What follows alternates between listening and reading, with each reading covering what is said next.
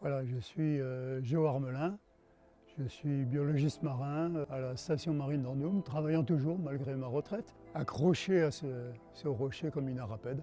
J'ai commencé à plonger en 1956, il y a plus de 60 ans donc, et ça m'a amené à étudier les bryozoaires. Et alors qu'est-ce qu'un bryozoaire? C'est pas connu du grand public, pourtant c'est un embranchement, au même titre que les mollusques, les crustacés, qui est très bien représenté dans le monde. Il y a au moins 6000 espèces vivantes.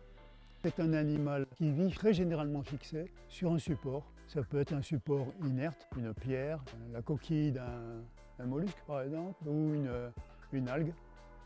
Sa particularité aussi au bryozoaire, c'est d'être un individu qui est formé de loges qui communiquent entre elles.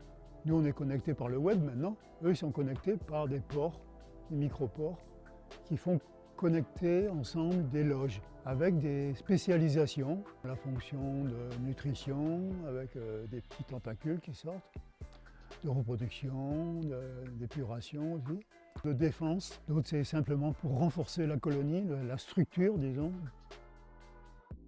Voilà, bon, les bryozoaires c'est des filtreurs.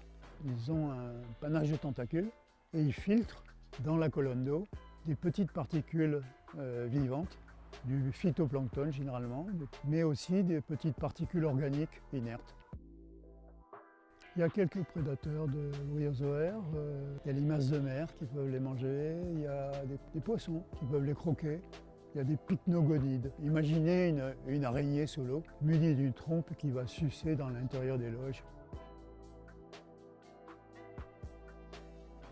Je sentais qu'il y avait deux espèces différentes en Méditerranée, parce que l'une d'elles était bien connue, Ornera frondiculata, très belle colonie, et l'autre, plus fine, moins délicate peut-être, et qui posait des problèmes.